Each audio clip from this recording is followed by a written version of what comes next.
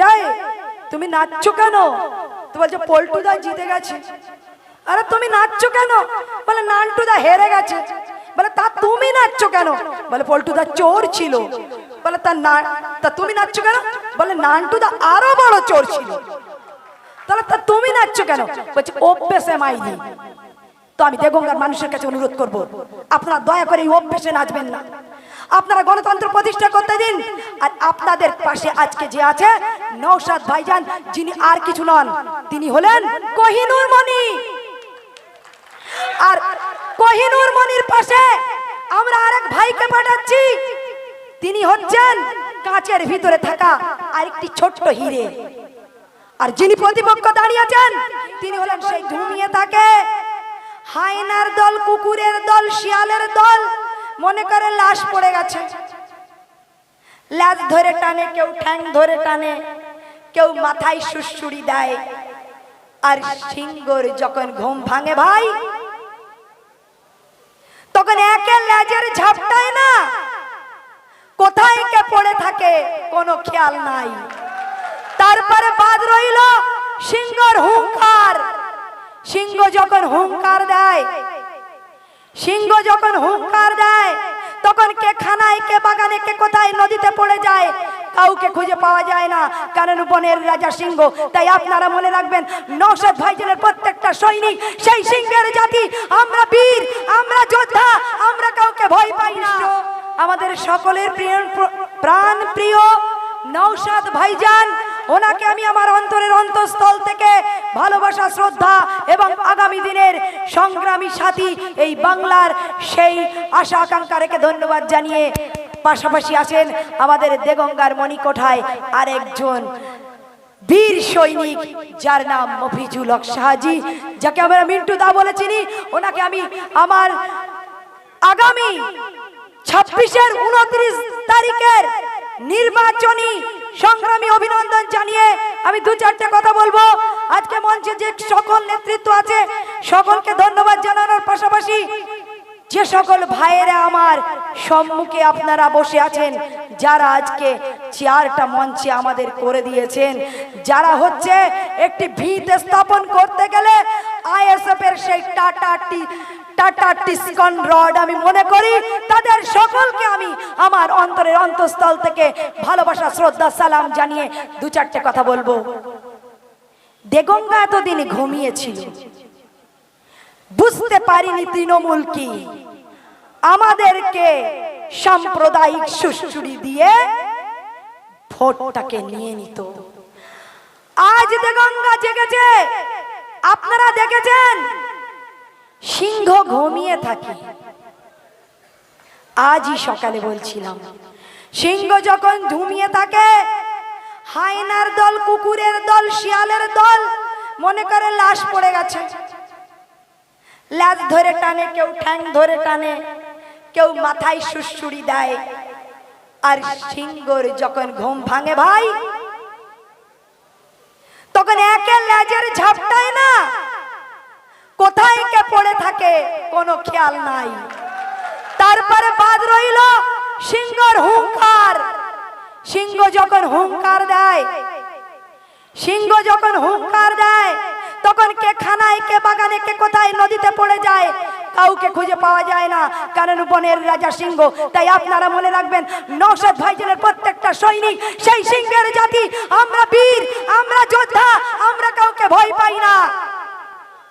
আমি আমার বক্তব্য দীর্ঘায়ু করব না, কারণ আমার ভাইজানকে বসিয়ে রেখে আমি তার সময় নষ্ট করব না। শুধু একটা কথা বলবো, আপনারা আপনাদের বুথকে পাহারা দেবেন, কারণ মনে রাখবেন ওরা দুর্নীতিবাজ, ওরা লুণ্ঠ করতে এসছে। যদি গণতন্ত্রকে রক্ষা করতে হয়, এবার ভোট হবে না, কিন্তু এবার হবে লুট। আর ওকে যদি আমরা, আমাদের প্রতিপক্ষকে যদি আমরা বসাই দেগঙ্গার মসনদে, তাহলে দেগঙ্গাতে আর কখনোই গণতন্ত্র প্রতিষ্ঠা হবে না, গণতন্ত্রের বলি হবে। তাই গণতন্ত্রকে যদি রক্ষা করতে হয়, তাহলে দেগঙ্গাকে এবার বাঁচাতে হবে। আরেকটা কথা বলছি, আমি আজ আপনাদের মঞ্চে এসেছি অনেক নিপীড়ন সহ্য করে, অনেক যন্ত্রণা দগ্ধ ভুলে আজকে এসেছি। ওরা 22 তারিখ থেকে আমার স্বামীর উপর প্রচন্ড অত্যাচার করছে।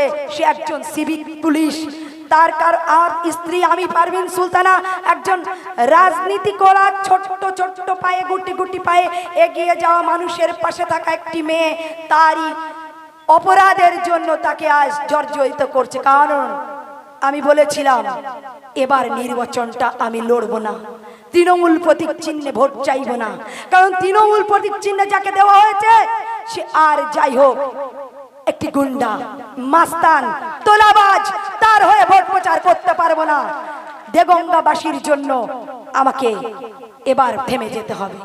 এই অপরাধে আমার স্বামী 22 তারিখ থেকে বাংলার পুলিশকে, একটু আগে আমার ভাই নওশাদ ভাইজান বলেছেন ঘন্টা বানিয়েছে যারা, তারা তাদের উপর প্রেসার ক্রিয়েট করে আমার স্বামীর উপর অত্যাচার করা হচ্ছে। গতকালকে তাকে হসপিটালাইজ গত পরশুদিন করা হয়েছিল, কালকে সেখান থেকে আমি বন্ডে ডিসচার্জ নিয়ে যখন বাড়ি ফিরছি তাকে দোলতলাতে ক্লোজ করা হয়েছে, সেখানে পৌঁছে যেতে বলা হয়েছিল এবং আমাকে সেখানে পৌঁছানোর পর বলা হয়েছিল তুমি বাড়ি যাও, একে 7টার পর মেজার আসবে, তারপর ভাববে কি করবে। আমি বলেছিলাম যদি চাকরি ওর ভাগ্যে থাকে করবে, কিন্তু যে স্বামীকে আমি আজ বন্ড দিয়ে নিয়ে যাচ্ছি সেই স্বামীকে এখানে ছেড়ে যাব না। প্রয়োজনে দেগঙ্গায় গিয়ে ভিক্ষা পায়ে হাঁটা কর্মী হয়ে গেলাম, আপনাদের সাথী হয়ে গেলাম, আপনারা আমাকে দোয়া করবেন। আর একটু 30 সেকেন্ড ভাইজান প্লিজ। মনে পড়ছে নচিকেতার একটা গান আছে, মনে পড়ে আপনাদের? নচিকেতা গানের মধ্যে কি বলেছিল? বলছিল, লাস্ট লাইনটা বলি কারণ সময়টা অনেকটা কম। তিনি বলেছিলেন যাই তুমি নাচছো কেন? তো বলছে পল্টুদা জিতে গেছে। আরে তুমি নাচছো কেন? বলে নান্টুদা হেরে গেছে। বলে তা তুমি নাচছো কেন? বলে পল্টুদা চোর ছিল। বলে তা তুমি নাচছো কেন? বলে নান্টুদা আরো বড় চোর ছিল। তাহলে তা তুমি নাচছো কেন? বলছে অভ্যেসে মাইনি। তো আমি দেগঙ্গার মানুষের কাছে অনুরোধ করব, আপনারা দয়া করে এই অভ্যেসে নাচবেন না, আপনারা গণতন্ত্র প্রতিষ্ঠা করতে দিন। আর আপনাদের পাশে আজকে যে আছে নওশাদ ভাইজান, যিনি আর কিছু নন, তিনি হলেন কোহিনূর মণি। আর কোহিনূর মণির পাশে আমরা আরেক ভাইকে পাঠাচ্ছি, তিনি হচ্ছেন কাঁচের ভিতরে থাকা আরেকটি ছোট্ট হিরে। আর যিনি প্রতিপক্ষ দাঁড়িয়ে আছেন তিনি হলেন সেই কাঁচ। তা আপনারা কাকে বাঁচবেন? আগামী 29 তারিখে বেছে নেবেন কাঁচকে না হীরাকে না কোহিনূর মণিকে। নিশ্চয়ই আমি জানি শুভবুদ্ধি সম্পূর্ণ মানুষ, আমার শব্দযন্ত্র যতদূর যাচ্ছে এই বাংলার মানুষকে মনে করিয়ে দেবো আরজিকর আমরা ভুলিনি। আমরা দেগঙ্গা থেকে একটি এমএলএ কে পাঠিয়ে ঠিক এরকম করে সারা বাংলায় আইএসএফ সিপিএম জোট হয়ে যেখানে যেখানে এমএলএ আছে প্রত্যেকটা এমএলএ জয়ী করে আমরা বাংলার মসনদ দখল করব ইনশাআল্লাহ। সকলে ভালো থাকুন, সুস্থ থাকুন। আইএসএফ জিন্দাবাদ, সিপিআইএম জিন্দাবাদ, নওশাদ ভাইজান জিন্দাবাদ, মফিজুল হক শাহজি জিন্দাবাদ। আমি আমার সংক্ষিপ্ত বক্তব্য শেষ করলাম।